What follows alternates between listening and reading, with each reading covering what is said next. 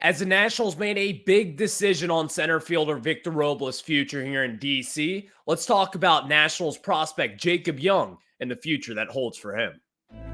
You are Locked On Nationals, your daily Washington Nationals podcast, part of the Locked On Podcast Network, your team every day.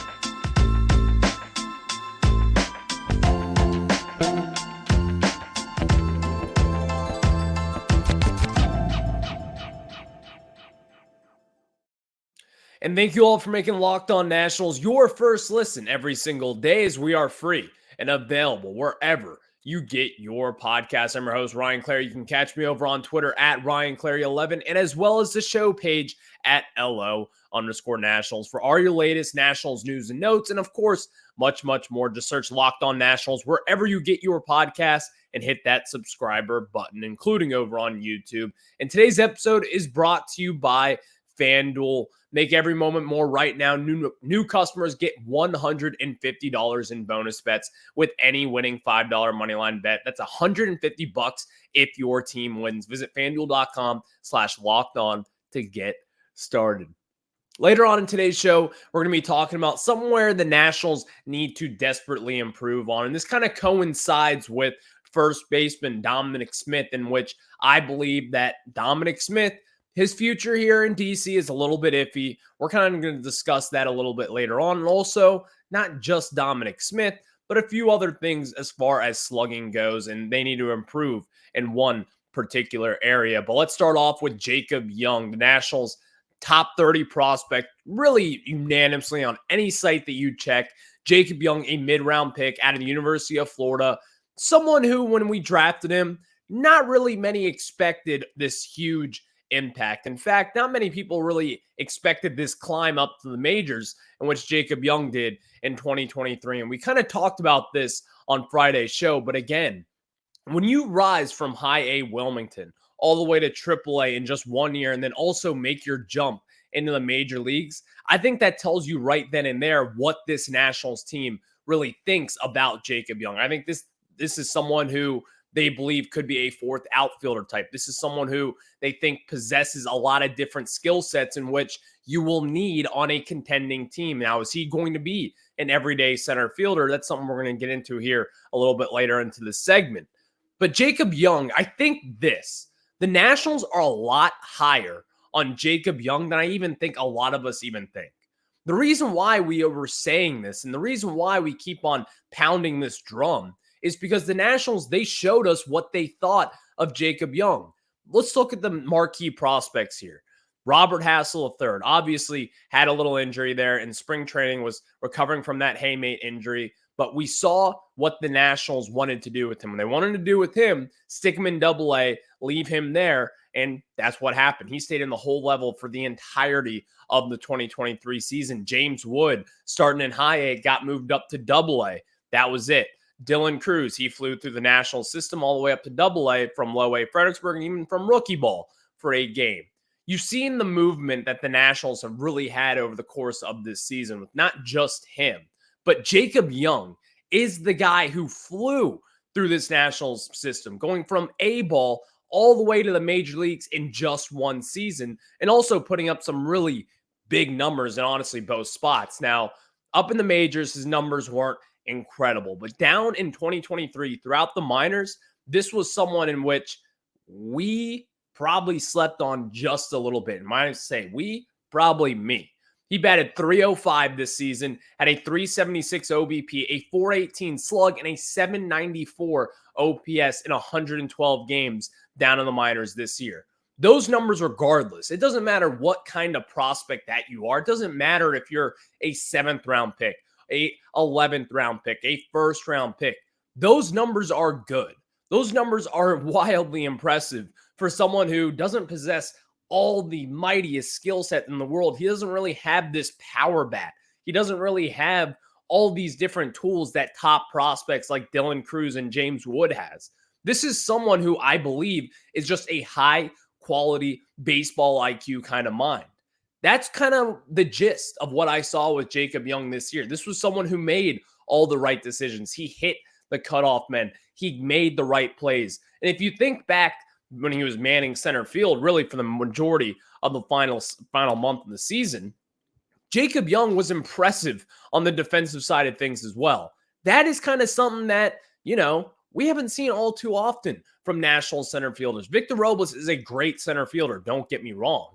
But Victor Robles, honestly and truthfully, he probably has more talent than really what he has as far as results go. He has so much more left on the cutting room floor with Victor Robles talking about here. Jacob Young took advantage of all of his opportunities this year. He doesn't have this flashy, mighty arm that Victor Robles has. He doesn't really necessarily have the range of a Victor Robles. He may not run all the right routes, but even then in his rookie season, in this only short 33 stint game, whatever it was, Jacob Young impressed the most out of all these prospects down the stretch. And it wasn't just from what he did defensively through his minority of the time up in the majors. He still was impressive, having a 252 batting average, a 322 OBP, a 336 slug. That was a 658 OPS. Now, only 8 extra base hits and 107 at-bats, 33 games, 13 stolen bases, but caught 0 times. Jacob Young, over the course of a full 162-game season, one thing's for sure. You cannot say that this guy is not going to be a stolen base threat. It doesn't matter where he is in the order. If you get Jacob Young on base with the speed that he possesses, it's going to be a problem for whichever team you look at. It doesn't matter if Prime Yadier Molina is behind the plate. Jacob Young has that kind of speed. He has game difference speed is kind of the way I want to look at it as. When you have him on the base pass, similar to C.J. Abrams, similar to Trey Turner back in the day, when you have guys like that on the bases, and really it's kind of different nowadays, but you do have to think about it even a little bit more. You only have 2 pickoff chances before they get thrown out to second base. That's the way that the new rules are. When you have this speedy kind of guy who's not the easiest guy to pick off, who's also not the easiest guy to throw out, considering he has one of the fastest sprint speeds in all of baseball. When you have someone who is on the bases for that long, and if you were to get on base at a 35% clip or something like that, Jacob Young has the skill set to steal 60-plus bags in a season. Yes, I said it. I said it, and I'll say it again. He could steal 60-plus bases in one season. That is the kind of skill set that Jacob Young possesses. Now, will he do that? Well, it's not really a matter of if he will do that. It's a matter of, is he going to get the playing time to do that? So going into 2024, with Victor Robles and his future really just up in question at this moment in time, Jacob Young is going to be the center fielder for this Nationals team. Maybe they go out and spend on a free agent like a Kevin Pillar or guys that we went through in the past like an Aaron Hicks, whatever it may be. But I think at this moment in time, the Nationals, they brought up Jacob Young for a reason this year. They flew him through the minors for a reason. They believe in the kid. Not just to be a starting center fielder in Major League Baseball. I don't really necessarily think that's going to be their plan for him. But what Jacob Young can do, and really the skill set that he possesses, is to be that fourth outfielding type. Someone who can be a speedster pinch runner in a postseason game when you need one run to tie it in the 9th inning. Someone who can be a defensive substitution and come in and be a good, solid center fielder or right fielder or left fielder, wherever you really decide to put him.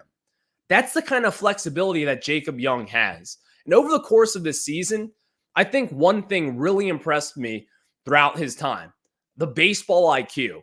It shined in moments in where you kind of needed some extra little juice, in moments where Jacob Young would take second base, or at times where Jacob Young would throw to second base instead of going to the cutoff guy. Whatever it may be, Jacob Young possessed a ton of different skill sets in which may not be calculated on a calculator.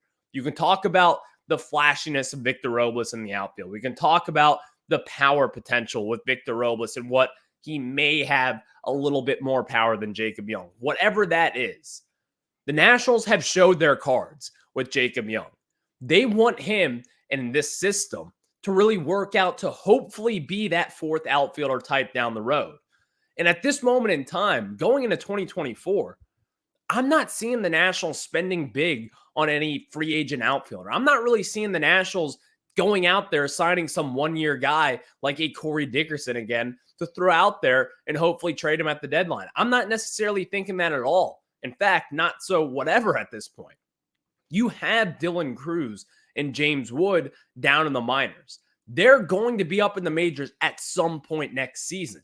If you want to take a good look at Jacob Young, the time is now. The time is going to be 2024. It may not be all pretty all the time with Jacob, but still he's got the talent. And I think the Nationals, that's probably what they're going to do. You don't just fly someone up through the minor league system. It just doesn't work like that. In fact, especially when you're in a rebuilding mode in which the Nationals were over the last season, that is kind of unforeseen, to be honest with you. Other organizations do it, like the LA Angels over the last few years. They've really flown guys through their system, but even then, hasn't really necessarily all worked out for them.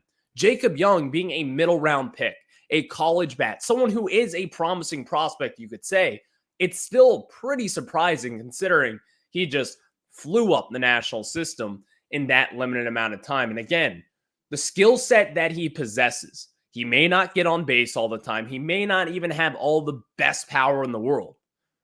But this guy stole 39 bases in 112 games in the minor leagues. In his limited time up in the majors, he stole 13 bases in 33 games and caught 0 times in those times.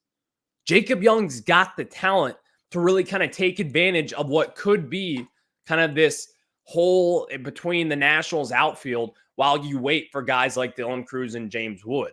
Jacob Young could be getting that crack at it coming this 2024. And in fact, if it was up to me at this point, that's the route that I'd be going.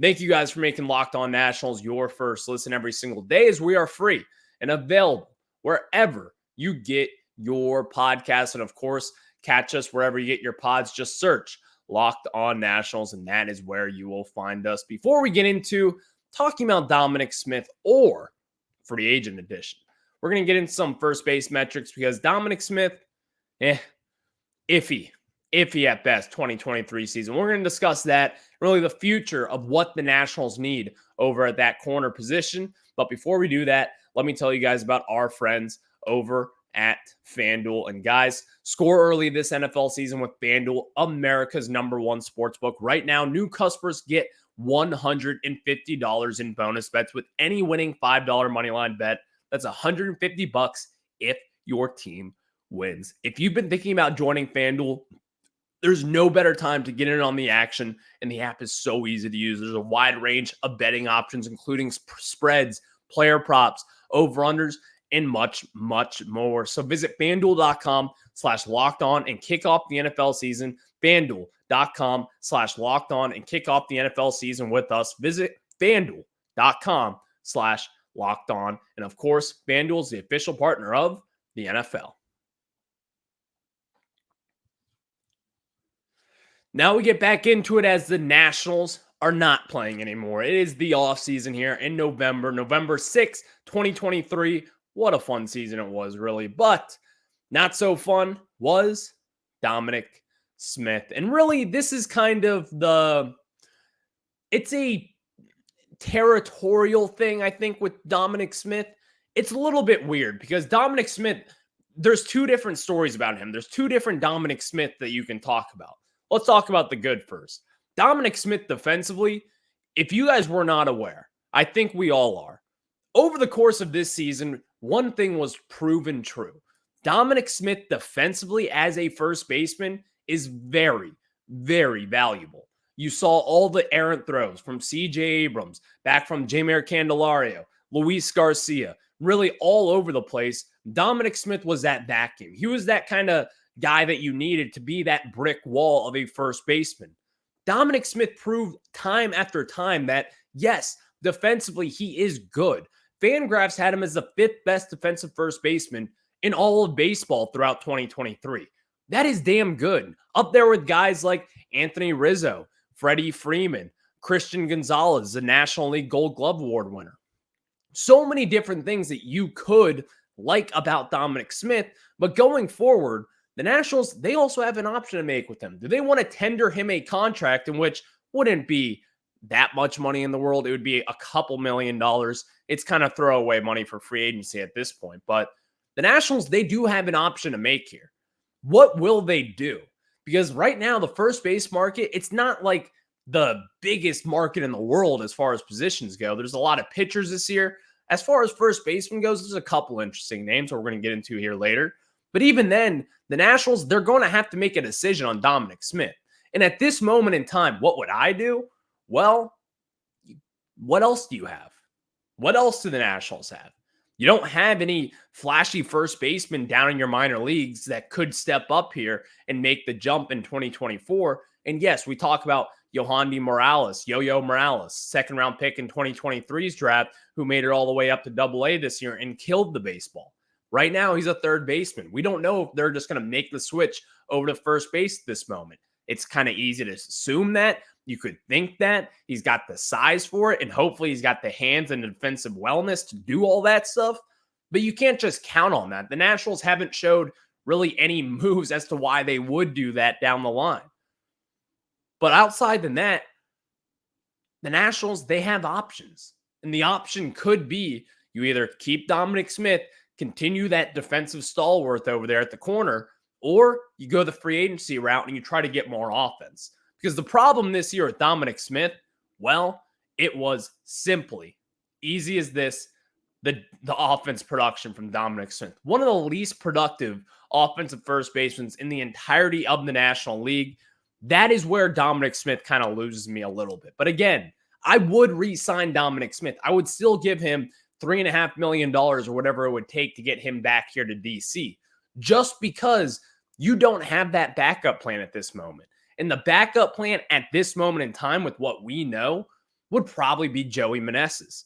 I like Joey Meneses. He's a good hitter. He's got some power. He's got some pop. He's got different tools over at designated hitter spot. But he ain't a first baseman. We saw that experiment in 2022, and it was not pretty. You saw some defensive metrics improve over the course of that time, but Joey Meneses is not a big league first baseman. In fact, he's probably one of the worst defensive position players on this Nationals roster. You cannot have him be that first baseman when you have a maturing shortstop like C.J. Abrams, when you have a maturing shortstop eventually with our third baseman with Brady House, when you have Luis Garcia hopefully being over at second base and manning that position. There's a lot of different things in which the Nationals could go with this, but you still have to prioritize Dominic Smith defensively. It's not the flashiest guy ever. He's not the sexiest move in which you could sign someone like a Rhys Hoskins type. But still, what is the other option at this moment? Because we can talk about the free agents and who the Nationals could sign. But as far as a free agent pool here, which we're going to go through any second now, there's really not that many guys who may want to come to Washington, D.C. unless they give them the money to come here. These are guys who are going to want to win. And the Nationals at this moment in 2024, while yes, they could be knocking on the door of postseason baseball, it's still really kind of up in the air at this moment in time. The Nationals, they have a lot of holes to fill. But as far as first baseman go in free agency this year, there are two names and two veteran guys who I would highly consider, to say the least. Those two guys, Joey Vado is number one, who was just got the club option declined by the Cincinnati Reds. He's going to be a free agent. He's going to go somewhere. But at this moment in time, Joey Vado, who is 40 years old, while he had 14 home runs in 65 games and 208 at-bats, that's still way more than Dominic Smith had. He had 12 home runs and 527 at-bats. I'm talking about Dominic Smith. So 1-1 there. With Joey Votto, as far as we're concerned, he's already the better power bat. Simple as that. As a lefty, someone who has played first base the entirety of his career, and someone who has played a good first base, by the way. Joey Votto would be kind of an intriguing option for this Nationals team. Now, the question is, I think the Nationals would want to go after someone like Joey Votto, give him a 1-year, $12 million deal, whatever it would take. Who knows how much money he's going to demand at this moment. He's 40 years old. But the Nationals, if you want to get Joey Votto here, number one, someone who is solid defensively still, and number two, a lefty power bat in which you so desperately need since the dismissal of Josh Bell and Juan Soto. The Nationals need that. They need that lefty power guy to kind of come in here, hit some home runs, in which the Nationals, they've lacked for quite some time. Since getting rid of Josh Bell and Juan Soto, the power has not been there. We've seen it kind of stall a lot of different times this season when you kind of need that big home run, you need that bloop and a blast moment, and the Nationals just did not have the power to simply get that done. We saw that over the course of the season, in which it was kind of frustrating a lot of different times when you have guys like Joey Meneses, who did have a ton of power last year, didn't really translate all too well in 2023, but you know there is some potential. And it's not just Joey Vado out there either. It's another guy, Rhys Hoskins. Rhys Hoskins is going to be someone in which he'll be a free agent. He's probably going to get a little bit more money than Joey Votto, but he still could be in that market of getting a one-year deal worth upwards of $15, $20 million. And Rhys Hoskins is not some world beater by any stretch of the imagination. Not all that great defensively, but he solves one issue with this Nationals team. And again, that is a big power bat. Someone who's going to hit 30-plus home runs, someone has the capabilities of hitting 40-plus home runs. Also someone in which you could either sign him to a one-year deal, see what happens in 2024, flip him at the trade deadline, or keep him and try to extend him. There's a lot of different avenues in which the Nationals could go as we move on this season. But going through those numbers there and really why we need the Nationals to kind of keen in on big power bats, well, the Nats desperately need to prove their one area of hitting in which they weren't that good this year. That is power. Let's get into that right after this. And now we're back. Locked On Nationals here, part of the Locked On Podcast Network, where it's your team every single day. And we kind of went in there as to why the Nationals, they kind of have different things to balance this year. And really even to tie all things together here, make the circle go round and around. The Nationals with center field as well. Jacob Young, he's probably going to lack in that power department as well. First base, somewhere in which National League and American League, the entire Major League Baseball, they value guys who can hit for big-time power. The Nationals don't have that over at first base. The Nationals don't have that over in center field as well. Two pretty mainstay positions who have a lot of different power areas across Major League Baseball. Well, 7 of the top 10 home run hitting teams made postseason baseball this year. Is that everything? Does that really just make everything worth it, or whatever you want to say? Does that mean that power means everything? Well, it doesn't mean everything, but it does mean something. When 7 of the 10, 70% of the teams who are in that top 10 threshold of hitting home runs, I think that goes to show you what today's game is about. Now, again, 7 of those 10 teams making the postseason. It's a lot of them making some runs there. Texas Rangers winning the World Series, being a top 5 team in all of baseball.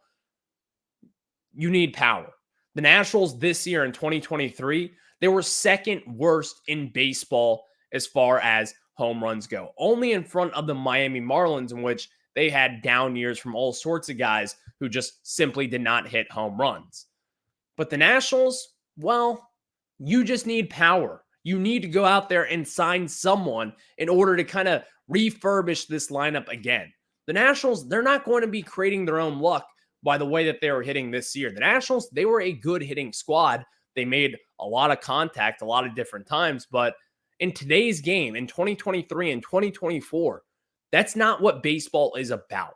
You kind of have to refresh your memory of what baseball is nowadays. Baseball is about power. It's about extra base hits. It's about getting guys in scoring position and taking advantage of that aspect of it. It's about the long ball, hitting home runs. It's not just what's exciting about baseball. It's also about what wins games. We saw it time and time again over this postseason run. The Arizona Diamondbacks, they were not in the top 10 of hitting home runs over 2023. In fact, I believe they were 19th in all of baseball over the course of this season. Well, it kind of snipped them in the butt when the Texas Rangers could not stop hitting home runs over the course of the postseason and then eventually into the World Series as well. That's what wins you games. You can turn when it's 6-2, bottom 7, you have 2 runners on, Corey Seager up the plate, you can hit a 3-run home run and it's 6-5 in one pitch like that. Things like that, which you all understand. You're all baseball fans. We all are baseball fans. We know how this game works. But that's the kind of difference that the Nationals need. That's the difference that the Nationals did not have over the course of the season. You saw teams like the Braves and the Rangers and other teams like that who did have that kind of difference maker in their lineup. The Nationals just simply did not. You saw portions like when Lane Thomas was in June and mid-May, whatever you want to look at. Lane Thomas was that power bat, but even then, he's not really that guy that can carry this team into hopefully some postseason contention moving forward. Thank you guys for making Locked On Nats your first listen every single day, as we are free and available wherever you get your podcasts. I'll catch you guys on the flip side. Go Nats. It's November.